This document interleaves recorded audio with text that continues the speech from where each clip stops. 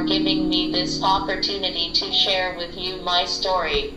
I would like to ask one of my colleagues to help me by reading it from the screen. The title is called Disaster and Disability. Matu Iti is a 49-year-old man who has severe paralysis since 2007 after suffering ciguatera, which is a fish poisoning. Here he provides a personal perspective of disability and disaster in his native Cook Islands.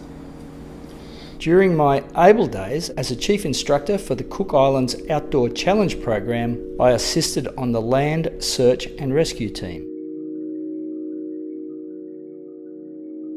Now I use those talents and skills in disability advocacy for disaster risk reduction.